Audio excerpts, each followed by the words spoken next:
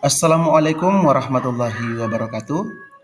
Kembali lagi bersama saya Abdullah Tagir SPD, calon guru penggerak angkatan 8 Kabupaten Majene, asal sekolah SDN nomor 60 Impres Lembang.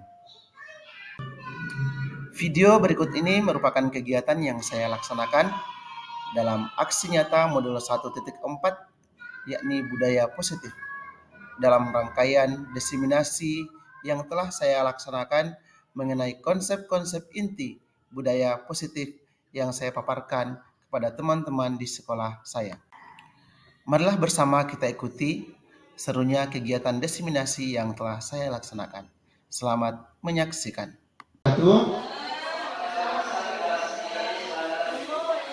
Pertama-tama mari kita senantiasa mengucapkan puji syukur kepada Allah Subhanahu wa taala atas kesempatan yang telah diberikan kepada kita dalam bentuk kesehatan, kekuatan, serta salah satu bentuk motivasi dari Bapak dan Ibu teman-teman sekalian atas program yang sedang saya ikuti, yakni kegiatan pendidikan guru penggerak yang insya Allah berjalan sekitar 4 bulan ke depan lagi. Hari ini sebenarnya adalah salah satu tugas yang akan kami unggah ke LMS kami dalam bentuk video pelaksanaan diseminasi atau seminar dari apa yang telah kami pelajari, dari apa yang telah kami pahami dalam modul 1.4 ini. Sebagaimana yang ada di atas, hari ini saya akan mencoba mendiseminasikan konsep inti budaya positif. Apa sih itu budaya positif? Bapak Ibu, sebelum kita lanjut, ada yang mau coba berikan komentar? Budaya positif itu apa sih? Tidak ada ya? Baik, kita lanjut. Apa? Budaya yang baik. Budaya yang baik. Oke, bagus. Budaya yang baik. Yang lain? Kebiasaan-kebiasaan yang dilaksanakan. Kebiasaan-kebiasaan yang baik yang sering dilaksanakan. Oh ya, kebiasaan-kebiasaan yang baik yang sering dilaksanakan.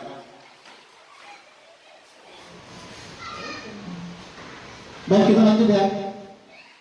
Di bagian ini PDF.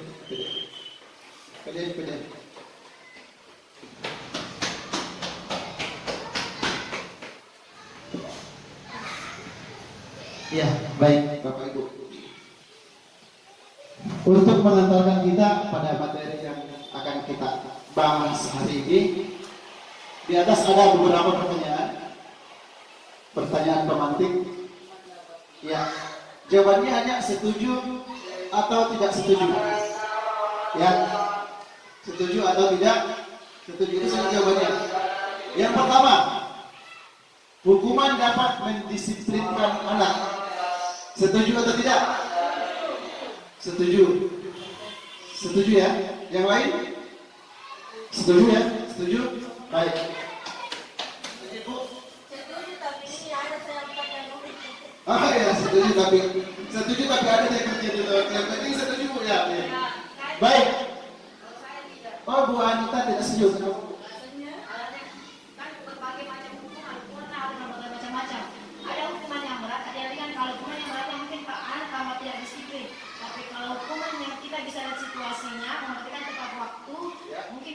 Mendisikkan anak. Karena biasa ada hukuman yang disuruh yang terlalu berat, karena semakin nakal, semakin mungkin tidak sekolah atau bagaimana. Baik, luar biasa. Tepuk tangan dulu dong untuk Ibu Guru kelas 6A. Yang satu-satunya yang tidak setuju bahwa hukuman itu dapat mendisiplinkan anak. Baik, lanjut pertanyaan yang kedua. Pemberian hukuman dengan hal positif seperti membaca atau membersihkan halaman sekolah dapat meningkatkan disiplin anak. Setuju atau tidak? Setuju. Setuju. Baik, semuanya setuju ya. Saya juga setuju dulunya. Tapi sebentar kita akan lihat. Yang ketiga, memberi penghargaan dapat meningkatkan motivasi belajar anak. Setuju atau tidak? Setuju. Baik. Rata-rata setuju. Lanjut ya. Dan yuk.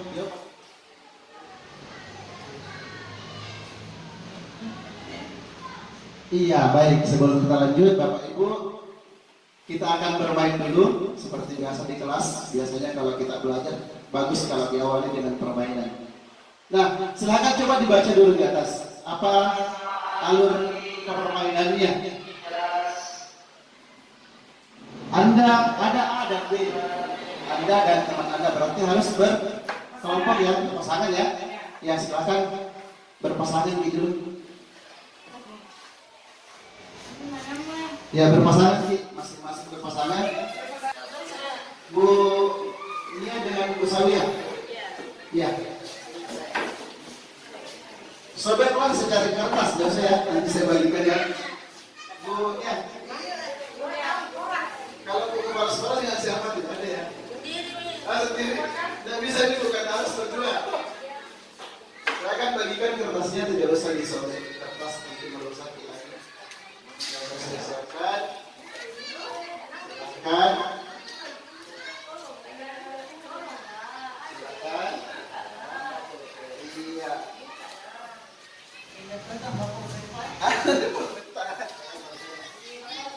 Ya, oke. Kemudian setelah itu tuliskan benda atau sesuatu yang sangat berharga untuk Anda. Apakah benda itu misalnya berlian, emas, uang, dan lain-lain. Pokoknya yang sangat berharga bagi Anda. Atau cek senilai 100 juta misalnya.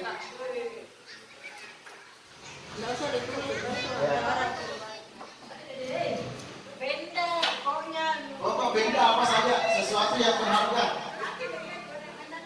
yang sangat berharga ya.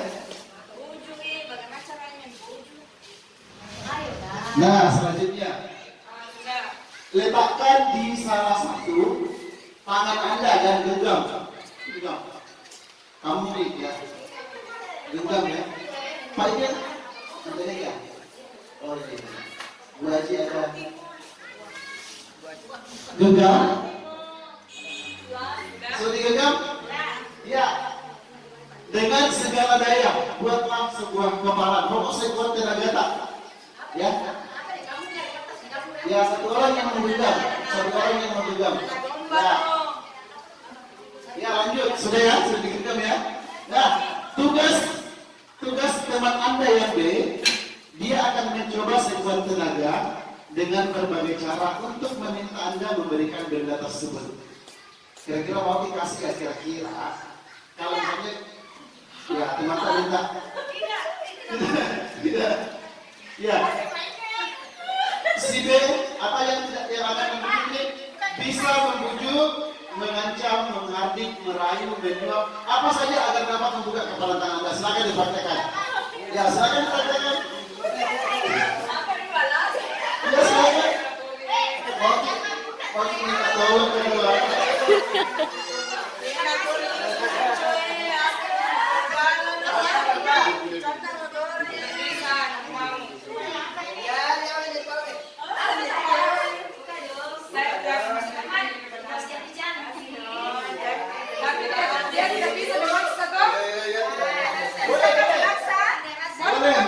Membujuk, mengancam, menghardik, merayu, menyuap, apa saja.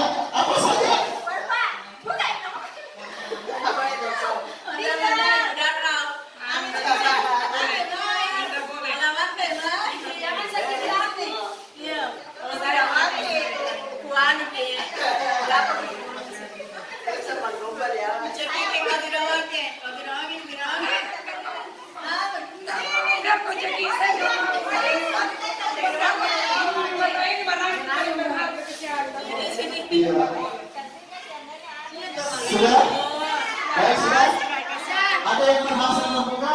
Tidak ada. Tidak ada yang berhasil membuka?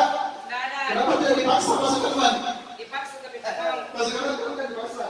Nanti sakit. Oh, nanti sakit, ya betul sekali. Kalau ibu kenapa tidak dirayu? Tapi tidak mau. Oh, tapi tidak mau. Kalau ibu tidak mampan. Tidak mampan. Kalau ibu ya, pertanyaannya apa yang terjadi? Ternyata tidak ada yang berhasil yang membuka kepalan tangan itu. Betul sekali. Itulah yang terjadi dengan murid-murid kita. Tidak terjadi dengan murid-murid kita. Bahwa kita tidak akan mungkin bisa memaksa mereka apapun yang kita lakukan. Siapa yang bisa membuka kepala tangan itu? Dia sendiri, betul. Nanti dia sendiri yang buka baru bisa. Kalau kita paksa buka, biar bagaimana? Seperti yang dikatakan oleh Pastor Kalman tadi, kalau dipaksa nanti menyakiti. Itu dia. Tadi yang dikatakan Bu Anita, kalau diberikan hukuman yang berlanjut, justru dia semakin bandel. Itulah yang terjadi ketika kita melakukan sebuah pemaksaan terhadap anak-anak kita. Lanjut.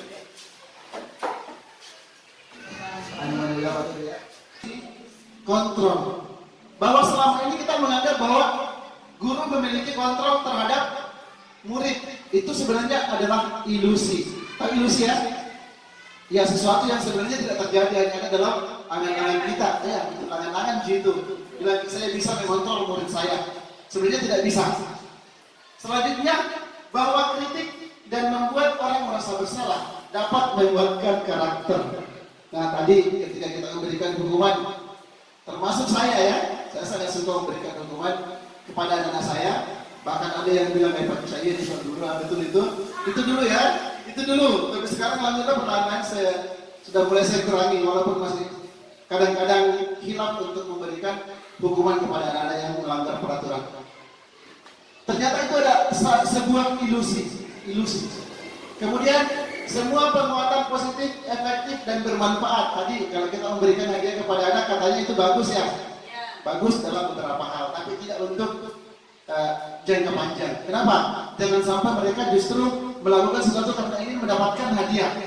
Ya, iya. Nanti dia mau bergerak, saya kasih dia hadiah ya, jaga dia. Wah, nanti motivasinya adalah karena dia mau mendapatkan hadiah. Kemudian ilusi bahwa orang dewasa memiliki hak untuk memaksa. Ilusi juga ternyata itu. Lanjut. Nah, inilah perubahan paradigma stimulus respon, teori kontrol atau teori pilihan. Nah, di stimulus respon kita mencoba mengubah orang agar berpandangan sama dengan kita. Sedangkan di teori kontrol atau pilihan, kita berusaha memahami pandangan orang lain tentang dunia. Jadi kita yang harus paham sebenarnya bagaimana sih anak-anak saya di kelas ini. Apakah saya harus memaksakan ini? Seperti apa sih gaya belajar yang dia sukai? Kita kan sudah tahu ya bahwa ada 3 gaya belajar yang dimiliki oleh seorang anak. Ya Bapak Ibu ya? Ya, masih ingat 3 gaya belajar? Yang pertama, visual, audio, kinestetik. Ya, betul sekali. Ada anak yang sukanya mendengar, ada anak yang sukanya melihat, ada anak yang sukanya kalau dia bergerak. Saya sepertinya begitu suka kalau bergerak. Ibu sudah melihat? Kalau tidak bergerak biasa banget kayaknya. Lanjut. Di stimulus respon, perilaku buruk dilihat sebagai sesuatu kesalahan. Ketika ada anak yang melanggar, pola memang yang disana ke, nakal memang yang disana ke. Ternyata di teori kontrol atau pilihan, semua perilaku memiliki tujuan. Nanti sebentar akan kita bahas ini bahwa setiap orang itu memiliki 5 kebutuhan. Kenapa manusia melakukan sebuah pelanggaran? Kenapa manusia melakukan sesuatu? Karena ada tujuan yang ingin dia capai. Ada mungkin kebutuhannya yang ingin dia penuhi. Dan kalau itu tidak terpenuhi, maka itulah yang menyebabkan terjadi sebuah pelanggaran. Kemudian di stimulus respon, orang lain bisa mengontrol saya. Nah, sementara di teori kontrol atau pilihan, hanya Anda yang bisa mengontrol diri Anda. Seperti tadi, tidak ada yang bisa paksa kita buka kepala Anda. Kalau bukan kita sendiri nanti yang buka. Ya, lanjut. Saya bisa mengontrol orang lain.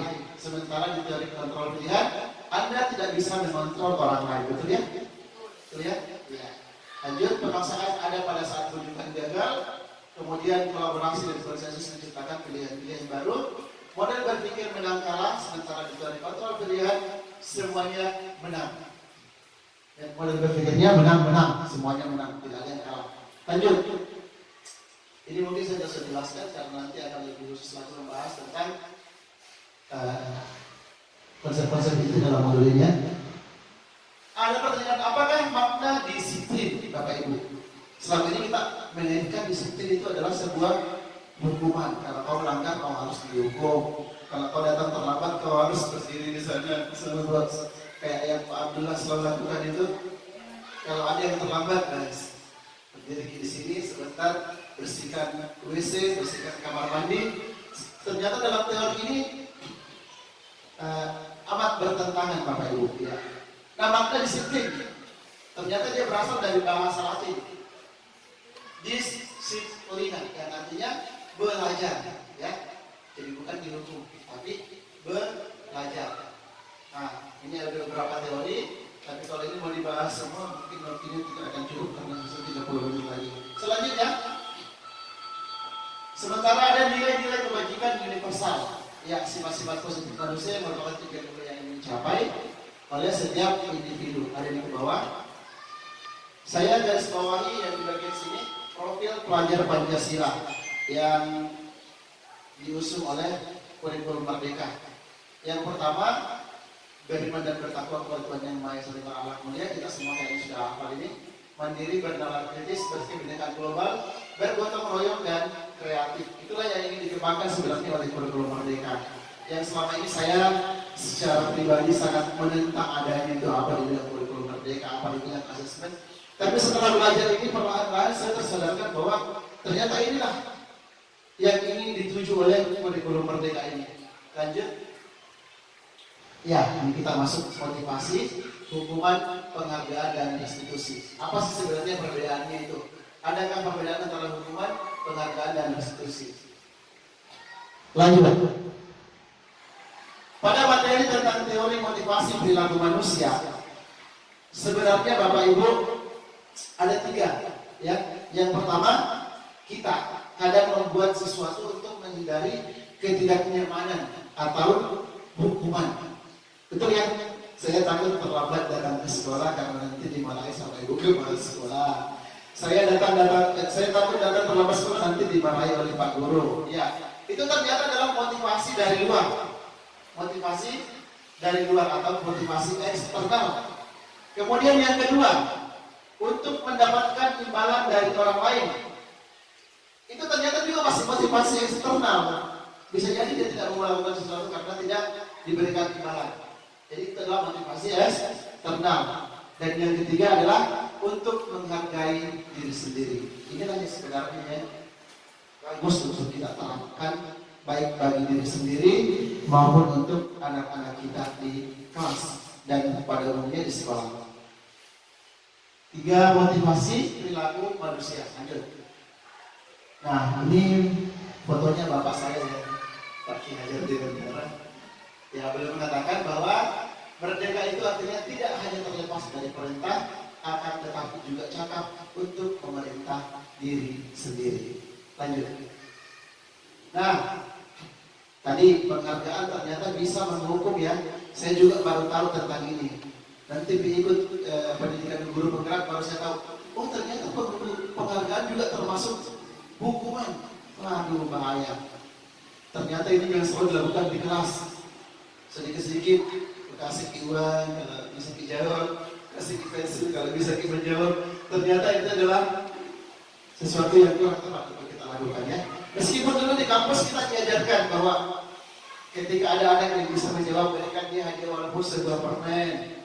Ketika ada anak yang bisa menjawab, berikan lagi walaupun ini ya.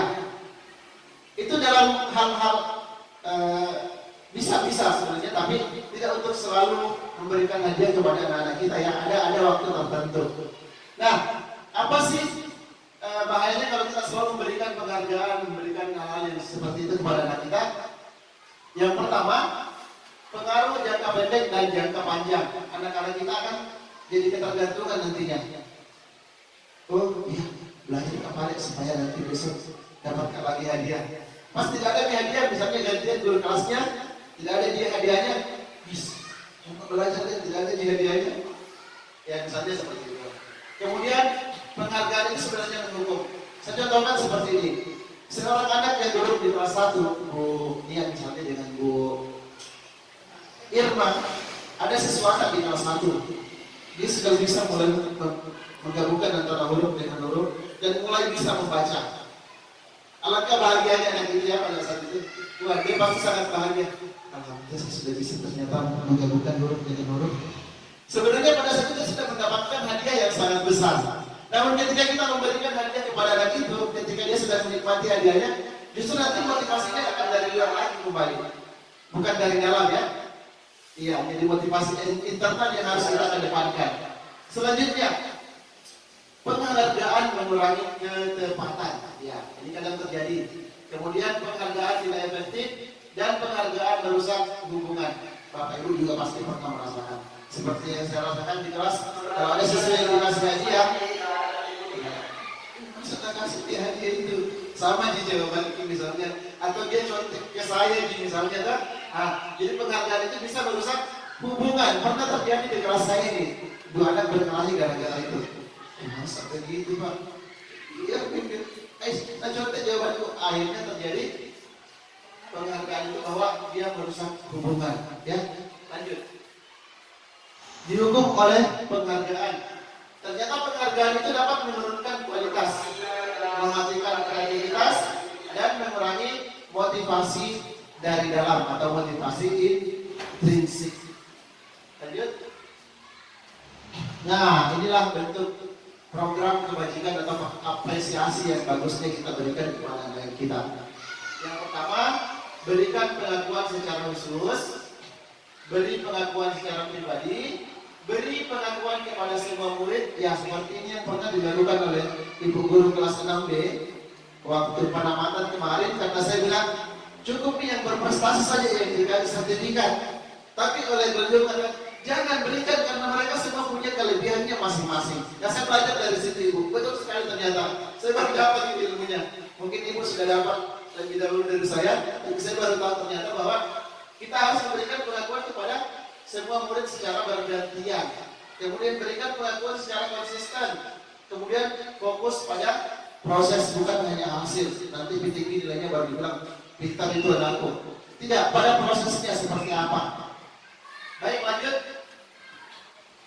Contoh pengakuan atau apresiasi kebajikan. Misalnya, kita mengatakan, kemarin saya perhatikan rasa empatimu besar sekali. Nah, situasinya pada saat menolong murid baru di kelasnya. Kemudian kita mengatakan, saya menghargai kepedulianmu pada saat kamu membantu teman-temanmu di tugas kelompok. Jadi disebutkan apa yang sudah dilakukan sehingga kita memberikan apresiasi tersebut. Lanjut. Nah, baik. Ada pertanyaan lagi? Yang pertama, mencatat 100 kali di dalam buku kalimat saya tidak akan terlambat lagi karena terlambat ke sekolah. Apakah itu hukuman atau konsekuensi? Konsekuensi ya? Konsekuensi atau hukuman? Ibu, konsekuensi. Kemudian, ingat jawabannya ya, sebentar ada jawabannya. Konsekuensi atau hukuman? Ya, konsekuensi atau hukuman? Dipilih saja satu. Konsekuensi atau hukuman? Di sini?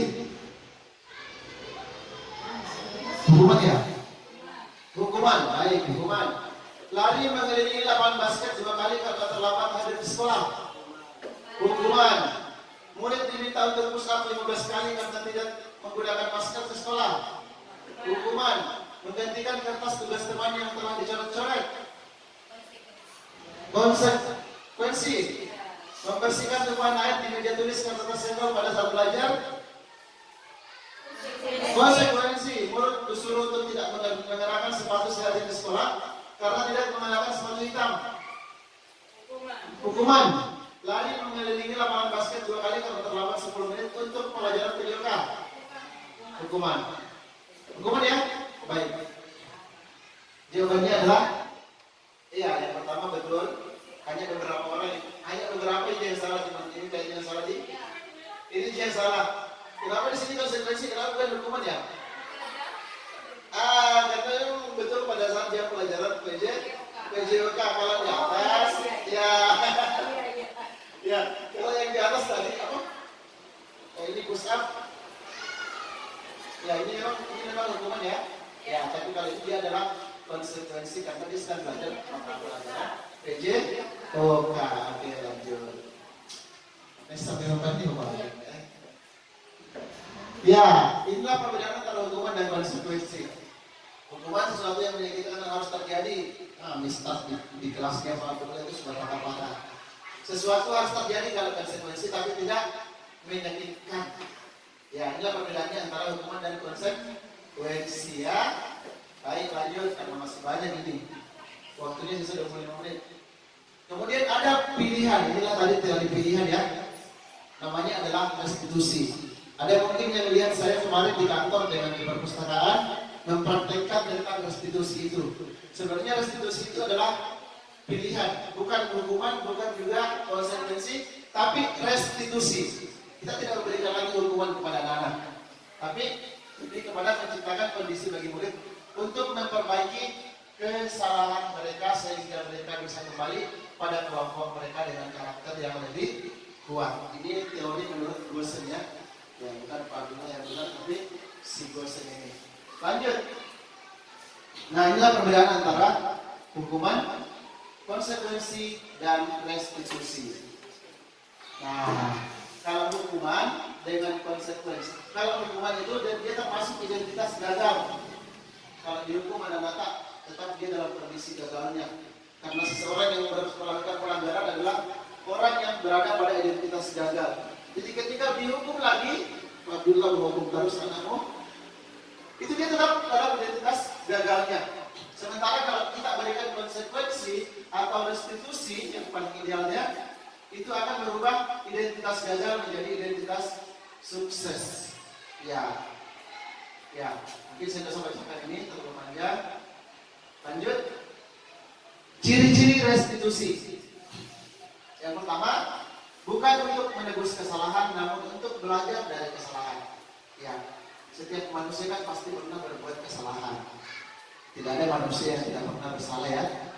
Pasti kita juga adalah manusia, berarti kita juga pernah melakukan kesalahan. Tapi kita harus belajar dari kesalahan itu. Apa sih yang harus kita lakukan supaya kesalahan tersebut tidak terulang lagi? Itu kita sampaikan kepada anak kita. Kemudian memperbaiki hubungan. Selanjutnya tawaran, bukan paksaan. Restitusi menuntut anak untuk melihat ke dalam dirinya, mencari kebutuhan dasar yang mendasari tindakan. Ya, tadi ada 5 kebutuhan dasar yang ingin mereka penuhi sehingga mereka melakukan sebuah pelanggaran. Restitusi adalah cara yang paling baik. Restitusi fokus pada karakter bukan tindakan. Dan selanjutnya. Next. Iya, Bapak Ibu. Kita selama ini mengenal tentang apa kalau di kelas lagi? Apalagi namanya kalau di kelas Pak? Kesepakatan kelas. Apalagi tentang keyakinan kelas. Ini sejalan dengan yang tadi ya, tentang restitusi itu 5 kebutuhan dasar manusia. Ini semuanya berkaitan. Ada namanya keyakinan kelas. Apa sih keyakinan kelas? Ya, ada pertanyaannya, mengapa tidak peraturan saja? Mengapa harus keyakinan kelas? Ada pertanyaan, mengapa kita memiliki peraturan harus menggunakan helm bila mengendarai kendaraan roda 2? Apa jawabannya? Kenapa ayo? Supaya terlindungi kepalanya, betul. Berarti itu untuk keselamatan ya, keselamatan. Baik. Selanjutnya, mengapa kita memiliki peraturan tidak menggunakan masker mencuci tangan dan menjaga jarak 1,5 meter? Untuk kesehatan ya? Ya, kesehatan. Peraturan harus datang tepat waktu pada saat mengikuti pelatihan. Apa itu? Untuk belajar disiplin ya? Belajar disiplin. Nah, itu mendukung bahasa Indonesia kembali ke kegiatan dan gerakan seseorang dibandingkan mengikuti serangkaian peraturan next. Lanjut. Ya, ini dulu ya. Peraturan kelas, ini dulu. Waktu kita belum tahu tentang ini, bahkan sampai sekarang mungkin di kelas saya masih ada ini peraturan kelas. Tidak boleh menyempet, tidak boleh buang-buang barang. Ya, ini kalau bisa Bapak Ibu kita ganti nanti dengan yang namanya keyakinan kelas. Nah, keyakinan kelas, ya, ada tata tertib dulu, kemudian kita ubah menjadi keyakinan kelas. Bukan. Ya, namanya memang keyakinan kelas. Nah, nanti kita akan bahas di waktu yang lain tentang keyakinan kelas ini jika Bapak Ibu berkenan ya. Kalau berkenan, tadi televisinya Pak Sato, kalau mau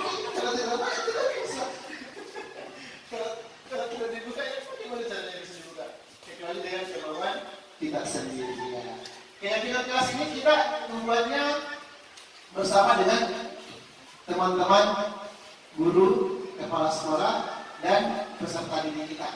Ya, jadi memang ini betul-betul lahir dari dalam, bukan kita yang buat. Sebaiknya, ya bisa juga seperti itu, Tapi kan selain keyakinan kelas ada juga namanya keyakinan sekolah nanti. Jadi kita akan buat bersama ya. Ya, oke. Nah, dengan keyakinan kelas ini akan tercipta lingkungan positif. Kemudian dengan lingkungan positif ini akan terbentuklah yang namanya budaya positif. Apa yang saya paparkan dari ini tentang budaya positif itu akan terbentuk jika ini juga tersusun dengan baik atau terbentuk dengan baik. Lanjut. Ya.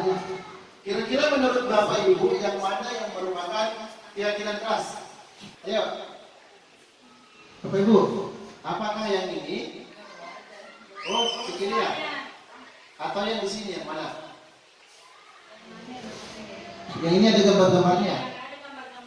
Itu apa itu? Keyakinan kelas. Kali ini tetap kesepakatan kelas. Oh ya, bagus. Yang lain? Yang lain? Apakah sama dengan jawabannya Bapak? Sama ya? Oh yang ini? Oh ada yang bilang ini keyakinan kelas. Ini kesepakatan kelas. Baik. Kalau menurut penjelasannya kemarin instruktur yang saya juga sempat pahami bahwa yang dimaksud keyakinan kelas adalah yang berada di sebelah ini ya. Ya, keyakinan kelas. Kenapa dikatakan? Lihat kalimatnya. Kami guru dan murid yang saling menyayangi. Kalau menyayangi berarti dia masuk di mana? Dia di tertib ya, saling menyayangi. Kemudian kami murid yang semangat belajar, berarti dia masuk aktif dalam pembelajaran. Kami murid yang peduli dengan teman-teman, berarti dia masih ini ya. Ya, betul sekali. Jadi nanti alurnya untuk membuat keyakinan kelas, kita buat dulu tata tertibnya atau peraturan kelasnya, kemudian kita ubah menjadi keyakinan kelas. Ada prosesnya. Lanjut. Ya, ini dia cara-cara untuk membuat keyakinan kelas itu. Ada tabel Y, ada tabel T, mareko ini, tapi tidak mareko kalau sudah dijalani. Lanjut. Ya, saya bahas sedikit tentang ini, bahwa pada saat membuat keyakinan kelas itu, kita membuat tabel Y dan tabel T. Nah, kalau misalnya kita buat keyakinan kelas, hormat. Seperti apa sih yang terlihat ketika anak didik kita itu memiliki keyakinan kelas hormat? Maka dia akan terlihat berempati terhadap peraturan orang lain, memegang barang milik orang lain hanya dengan izinnya. Kemudian terdengar seperti apa? Satu orang berbicara, yuk sama bantu, kita bisa selesaikan ini dan selanjutnya. Kemudian perilakunya seperti apa? Nah, ini, ya. Lanjut. Wow, pertanyaan lagi. Inilah kalau pendidik, kalau yang diajar bukan anak-anak tuh banyak-banyak pertanyaan karena pasti. Ya, selalu kembalikan buku ke tempatnya. Keyakinan kelasnya apa itu? Kira-kira? Setelah 15 menit sebelum pembelajaran, kira-kira apa? Wah, 15 menit lagi. Selanjutnya, baik, lanjut. Nah, ini dia. Tanggung jawab, menghormati orang lain, berkomitmen, keselamatan, menghormati orang lain, kesehatan, ya, dan selanjutnya lanjut. Ya, alhamdulillah. Karena yang disarankan kepada kami itu minimal 4 sampai 5 indikator yang harus tercapai. Maka ini indikator yang keempat, kebutuhan dasar manusia. Yang mana sih itu kebutuhan dasar manusia? Ada 5 Bapak Ibu ya. Yang pertama adalah survival atau kebutuhan atau bertahan hidup. Ya, setiap orang pasti butuh makan, butuh minum. Kalau yang dipelajari di IPS itu sandang, pangan, dan papan ya. Harus ada itu. Namanya kebutuhan primer kalau tidak salah ya. Ya, primer. Harus ada itu. Kalau tidak ada berarti manusia itu akan melakukan hal-hal yang di luar peraturan. Kenapa ada orang yang mencuri misalnya? Karena dia mau makan. Iya. Kenapa ada orang yang misalnya eh, melakukan pelanggaran-pelanggaran, misalnya dia berani menentang hukum karena dia butuh bertahan hidup. Nyamuk saja dia berani menggigit kita, padahal dia tahu risikonya pasti akan dipukul karena dia ingin bertahan hidup. Itulah manusia seperti itu juga, butuh bertahan hidup. Kemudian penguasaan, ya, kemudian kebebasan, kesenangan dan kasih sayang dan rasa diterima. Inilah sebenarnya Bapak Ibu yang perlu kita maksimalkan pemenuhannya kepada anak didik kita. Bagaimana ketika anak kita melanggar peraturan, apa sih sebenarnya yang dia inginkan, apa yang mendasari sehingga dia melakukan hal tersebut. Kita akan tanyakan melalui cara-cara restitusi tadi ya. 5 kebutuhan dasar manusia, ada 5 yang bertahan hidup: penguasaan, kebebasan, kesenangan, dan kasih sayang dan rasa diterima. Ada anak-anak kita yang mungkin kita anggap nakal. Ketika ditanya, kenapa begitu? Pak, di rumah tadi saya tidak sempat sarapan. Di rumah tadi berasnya habis. Oh, di rumah tadi ayah dan ibu saya bertengkar sebelum ke sekolah. Oh, di rumah tadi saya harus buat bata-bata dulu sebelum ke sekolah. Nah, itu hal-hal sebenarnya yang menjadi penyebab terjadinya sebuah pelanggaran atau sebuah benturan terhadap tata tertib yang telah kita buat di sekolah. Ya, yang kelima, ada yang namanya posisi kontrol. Ya, baik, mari kita merefleksikan diri kita Bapak Ibu, di manakah kita berada selama ini di 5 posisi kontrol ini. Kecil sekali ya. Kecil sekali. Saya bacakan. Yang pertama, ada namanya posisi kontrol sebagai seorang penghukum. Ini sayang ya, penghukum ya. Kemudian yang kedua, pembuat orang merasa bersalah. Yang ketiga, posisi kontrol sebagai seorang teman, sebagai pemantau, dan sebagai manajer. Kalau saya tanya, Ibu Sawia, posisi kontrolnya di mana, Bu? Ya. Bu Sawia jarang saya lihat menghukum karena kelasnya di samping saya, jadi saya tidak pernah lihat Bu Sawia menghukum. Kira-kira posisi kontrolnya Bu Sawia di mana? Apakah penghukum, membuat orang merasa bersalah? Ya. Oh, jadi coba. Ada 5 posisi kontrol kita sebagai seorang guru. Yang pertama penghukum. Contohnya menghardik, menunjuk-nunjuk, menyakiti, mengintir. Ini Pak Abdul Hasan kita. Iya betul. Setiap hari Senin dulu ya, kalau ada lagi dulu. Ya, jadi syukur ada yang pertama pendiri guru program. Saya tersadarkan bahwa ternyata itu hal-hal yang kurang baik untuk dilakukan.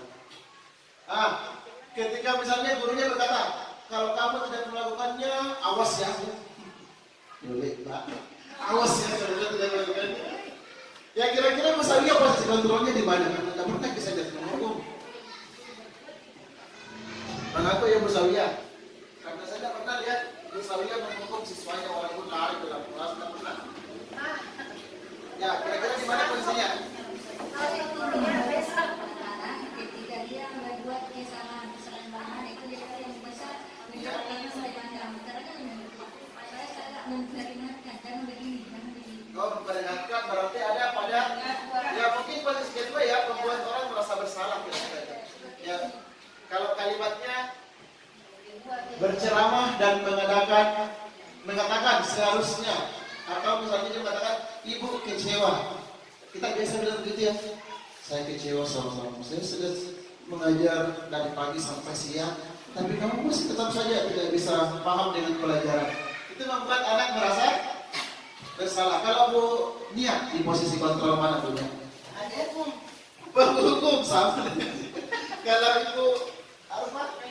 Penghukum. Ibu Has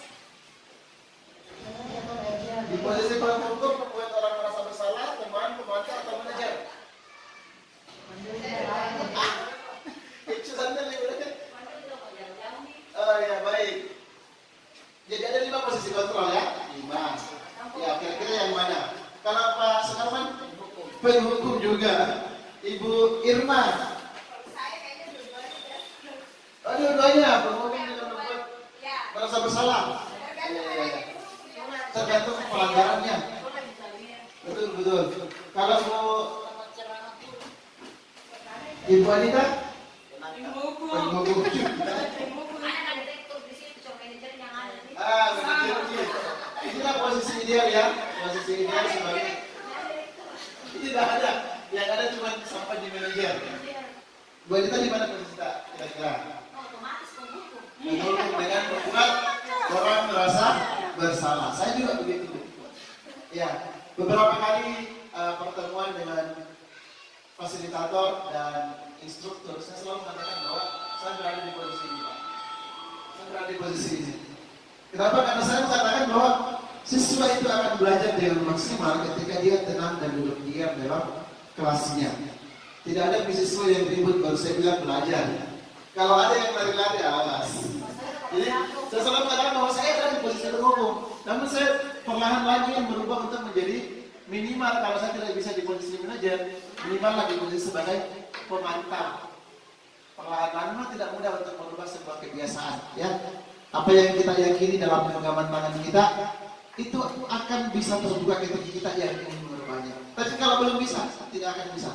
Kalau Ibu guru olahraga, saya di posisi penghukum juga. penghukum juga, masalah ya.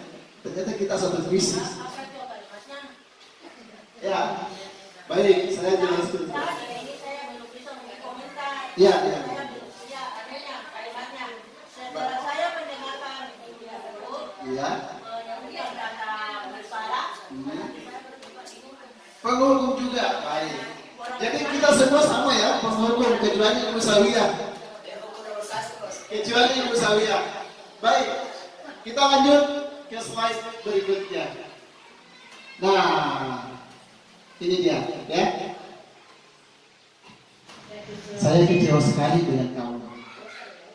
Biasa kita bilang begitu nih. Saya kecewa sekali dengan kamu. Berarti kita membuat orang merasa bersalah. Kamu tidak pernah benar melakukannya. Sering sekali penghukum. Kalau kita mengatakan, ayolah lakukan demi bapak atau ibu sebagai teman. Apakah kamu mau mendapatkan stiker bintang hari ini? Memantau. Dan kalau kita mengatakan, bagaimana kamu bisa menyelesaikan masalah ini? Berarti kita berada pada posisi manajer. Kamu selalu yang paling terakhir. Ya, memang ada beberapa isu itu. Kalau menurut kita nanti bisa berubah kalau dihukum. Dan memang kelihatannya seperti itu ya. Bisa itu kalau ibu itu mendengar kalau keras suara. Kalau pelan-pelan baik tambah. Jadi lanjut. Ya. Seharusnya sebaiknya kita sebagai guru bergerak pada posisi manajer, dan kalau misalnya belum bisa sampai di posisi ini, minimal kita berada di posisi pemantau, ya. Jadi Bapak Ibu, dulu waktu saya mendengar itu namanya perlindungan anak, tidak bisa menghukum anak, tidak bisa memukul anak, saya mengatakan, waduh, bagaimana caranya ini mengajar dengan baik kalau tidak bisa kita menghukum. Ternyata setelah mempelajari ini, paradigma berpikir saya perlahan-lahan mulai dirubah ke arah bahwa jangan lagi ada hukuman di dalam kelas, jangan lagi ada mister di ruangannya Pak Abdullah yang patah-patah gara-gara mukul betis biasa. Untuk alhamdulillah tidak ada yang melapor, karena itu emang apa ya, paradigma berpikir kita sebelum ini siswa itu akan mendengar ketika dia takut dengan kita. Lanjut. Nah ini dia segitiga restitusi dan materi yang terakhir. Apa sih itu segitiga restitusi? Ya, betul sekali dunia ya. Nanti video baru mendengar. Segitiga restitusi. Ya, ini dia segitiga restitusi. Ketika ada permasalahan yang terjadi di kelas kita, ini sebuah tawaran ya Bapak Ibu. Saya juga baru dapat, makanya saya sampaikan di diseminasi ini, bahwa ada yang namanya segitiga restitusi. Apa yang harus kita lakukan dalam segitiga restitusi itu? Ketika ada siswa kita yang melanggar, ketika ada siswa kita yang melanggar aturan atau tidak mengerjakan PR atau datang terlambat atau bajunya di luar, tidak langsung digunting ya, tidak langsung digunting. Ada prosesnya ternyata, namanya segitiga restitusi. Langkah-langkahnya yang pertama adalah menstabilkan identitas. Apa maksudnya menstabilkan identitas? Misalnya anak kita sudah melanggar ya, misalnya dia makan pada saat jam pelajaran, dia langsung diambil makanannya, dikantongi, dia langsung diambil makanannya dibuang. Itu kalau menurut teori ini tidak boleh seperti itu, karena itu akan mengganggu emosinya. Ya. Apa yang harus dilakukan adalah yang pertama, kita menstabilkan identitas. Nanti selesai belajar, panggil ke kantor atau di mana saja, ruang yang nyaman untuk kita berdiskusi atau berdialog dengan anak kita. Kemudian apa yang kita tanyakan? Apa yang kita sampaikan dalam menstabilkan identitas? Setiap orang pasti pernah melakukan kesalahan, ya. Ya, ditegur saja dulu, jangan langsung dimarah-marahi dalam kelas seperti yang sering dilakukan oleh saya, ya. Langsung dimarahi, langsung ngomong, campur saja. Ya, boleh. Iya, betul sekali. Iya, betul. Tapi jangan kita tegur apa maksudnya? Jangan kita lakukan ini di depan teman-temannya ya. Ya, panggil.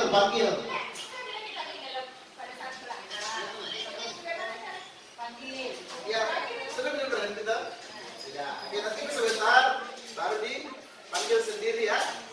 Dipanggil sendiri, diajak diskusi, diajak kita diskusi.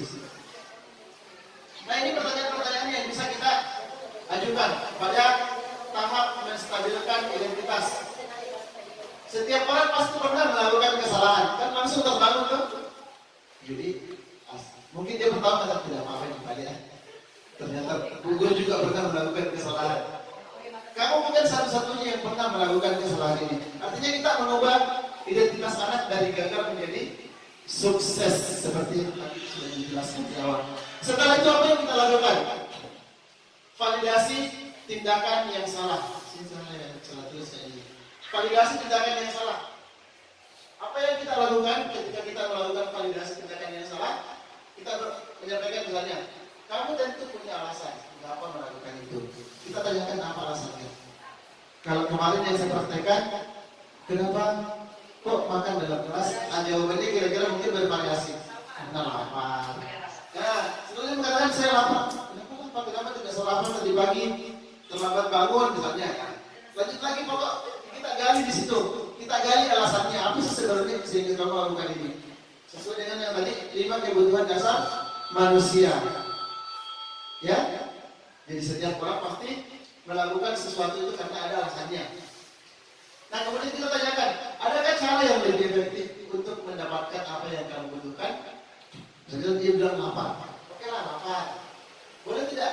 Kalau misalnya nanti jam istirahat baru makan pasti jawabannya boleh Pak Guru. Dia tidak mungkin menjawab bertele-tele kalau dia dalam kondisi ini ya kata-kata manis. Kemudian yang selanjutnya adalah setelah ini kita lanjut ke menanyakan keyakinan kelas. Kita tanyakan nih yang sudah, kalau misalnya tadi kita sudah membuat keyakinan di kelas kita, nilai-nilai apa yang telah kita sepakati? Apa sih yang sudah kita sepakati di dalam kelas? Kan kita yang buat ya, kalian yang usulkan kita buat seperti ini. Ya, apa sih yang kita sudah lakukan? Kemudian kita tanyakan, kamu ingin menjadi orang yang seperti apa di masa yang akan datang? Apakah dengan melakukan pelanggaran ini misalnya berkelahi dengan teman-teman, apakah kamu akan menjadi manusia yang seperti apa di masa yang akan datang? Ya. Lanjut. Jadi ada 3 langkah ya dalam segitiga restitusi. Yang pertama, menstabilkan identitas, validasi tindakan yang salah, dan menanyakan keyakinan kelas. Lanjut. Iya. Dalam menstabilkan identitas, nah inilah yang bisa kita sampaikan kepada anak kita ya, ada panduannya. Misalnya guru berkata, berbuat salah itu hal yang manusiawi. Tidak ada manusia yang sempurna. Bapak atau ibu juga pernah berbuat salah. Kita pasti bisa menyelesaikan permasalahan ini dan seterusnya dan seterusnya. 2 menit lagi. Kemudian pada tahap validasi kebutuhan atau validasi tindakan yang salah, guru bisa berkata, kamu bisa saja melakukan hal yang lebih buruk, tapi kamu tidak melakukannya, ya kan? Kamu pasti punya alasan mengapa melakukannya, apa yang penting bagi kamu, dan seterusnya dan seterusnya. Dan pada tahap menanyakan keyakinan, ya ini dia pertanyaan-pertanyaannya. Apa nilai yang kita pakai di kelas? Nilai-nilai di masalah apa yang telah kita sepakati? Kelas yang ideal itu seperti apa sih? Kamu ingin jadi anak seperti apa? Apa yang kamu rasakan ketika kamu melakukan itu? Kamu menjadi orang yang seperti apa? Baik Bapak dan Ibu, sepertinya ya, sudah habis. Dan waktunya juga sisa 1 menit. Mohon untuk memberikan refleksi dari apa yang telah saya pahamkan selama kurang lebih 60 menit. Ada yang bisa memberikan refleksi?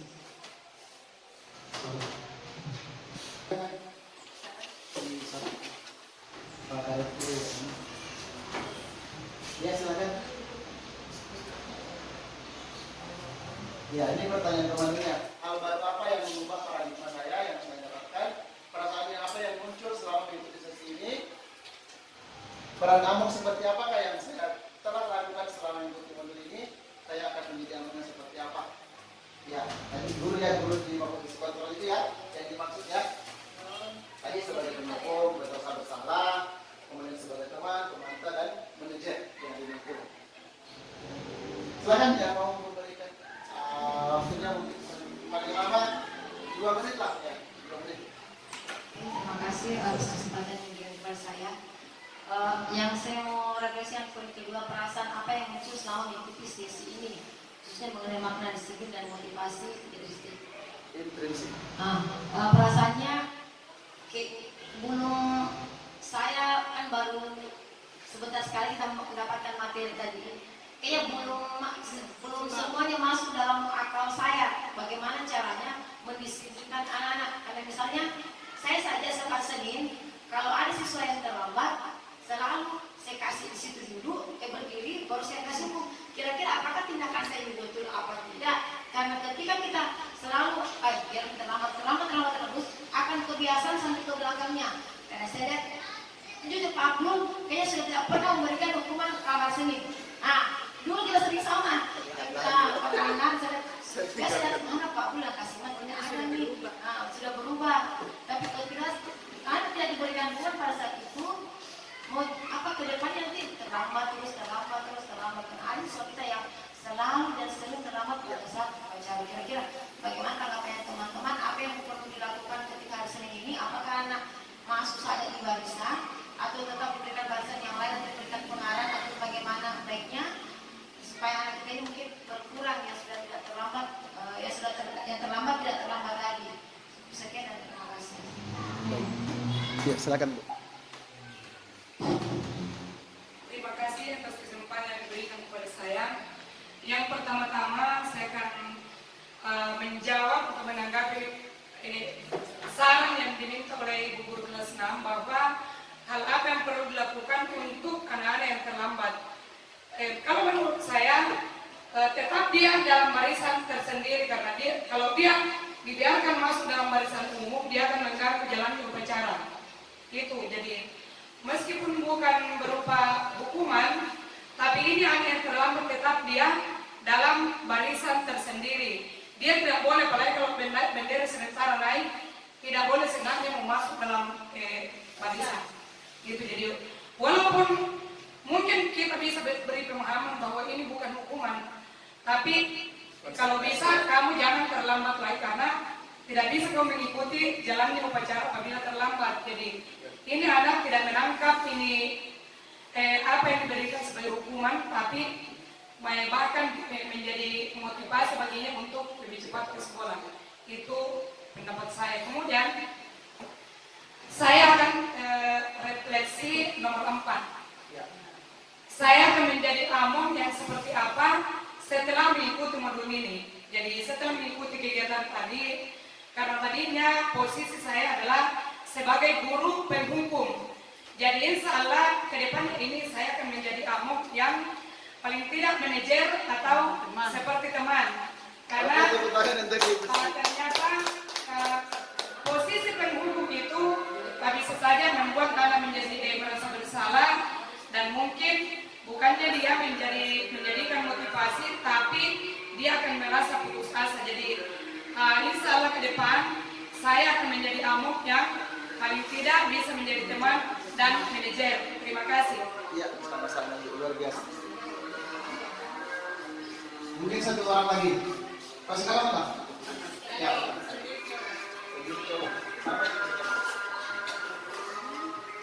Kalau menurut saya itu menjadi seorang guru sebagai seorang manajer itu sangatlah susah.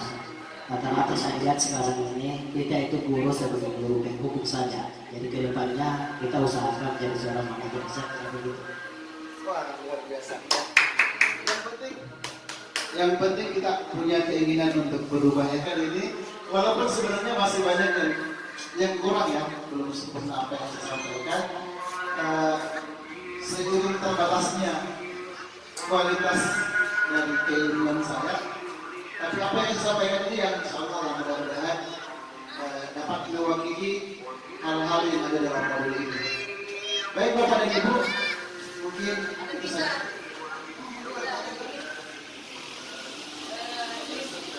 Apa yang selama ini saya lakukan di kelas, ketika ada siswa saya yang terlambat, bukan saya menghukum kalau menurut saya, tetapi anak itu sesudah pelajaran misalnya istirahat saya panggil, nak kenapa terlambat, jam berapa bangun tadi malam, tidur tadi malam jam berapa, bu saya tidur tadi malam jam 9, oh terlambat, sebentar kalau pulang nak sebentar malam, kan tadi terlambat kalau jam 9, Iya. sebentar malam tidur jam 8 ya. Kalau masih terlambat besok lagi bangun tidur jam 7 sampai ke jam tidak tidur, selalu saya menyampaikan sekalian tidak tidur karena menjadi tertawa. Jadi begitu cara saya. Itu sudah segitiga restitusi itu Bu. Ya, itu sudah di tahap awal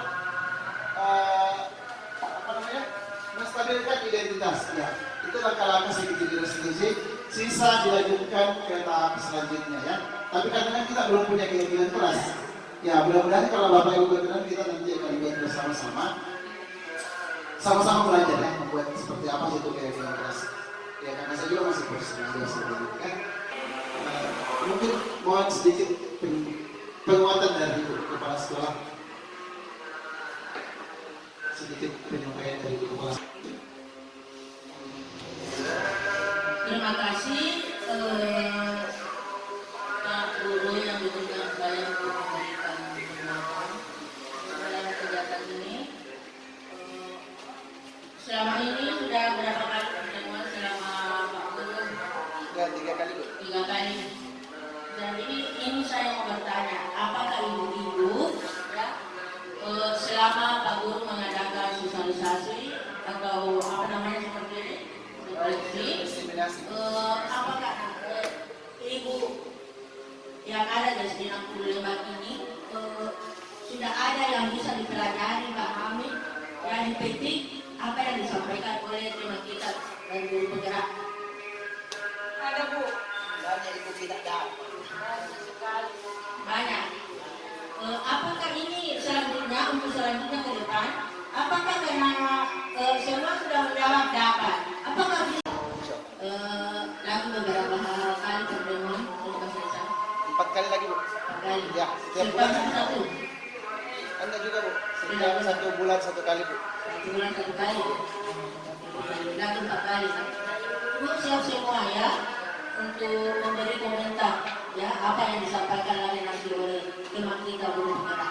Yang untuk itu yang saya bisa sampaikan karena sekarang ini tidak alfi dan jama-jama kita mengenai juga tentang yang ada akan di. Terima kasih. Baik, terima kasih atas penguatan yang telah diberikan oleh Ibu Kepala Sekolah. Dan saya juga mengucapkan terima kasih banyak atas partisipasi Bapak dan Ibu-Ibu dalam kegiatan diseminasi ini. Mudah-mudahan dukungan dari Bapak dan Ibu akan menjadi motivasi bagi saya, dan insya Allah akan saya jadikan motivasi prinsip juga dalam mengikuti kegiatan ini sampai selesai. Dan insya Allah selesai 4 bulan lagi. Alhamdulillah tugasnya lumayan bagus dan agak banyak. Dan saya meminta ada teman wanita yang nanti ya ikut ya. Ya Pak Sukarman ya. Iya. Semoga ada lagi yang lolos supaya nanti kita bisa berkolaborasi dalam kegiatan-kegiatan untuk membangun sekolah kita ke depan. Ya. Dan terakhir saya ingin menyampaikan sebuah apa sih itu dan Arab deh. Ya, pas sekarang hal sekali kayaknya. Pepatah Arab mengatakan, "Laqad yurji'u al-bajara as-sayf bidul rasatnya, wala bur'an al-bajara al-lisan." Jika pedang melukai tubuh, masih ada harapan sembuh. Jika tidak lukai hati, kemana obat hendak dicari. Billahi taufiq wal hidayah. Wassalamualaikum warahmatullahi wabarakatuh. Demikianlah diseminasi yang telah saya laksanakan mengenai konsep-konsep inti dalam modul 1.4, yakni budaya positif. Semoga bermanfaat dan dapat menjadi inspirasi. Terima kasih telah menonton video ini. Akhir kata, Assalamualaikum warahmatullahi wabarakatuh.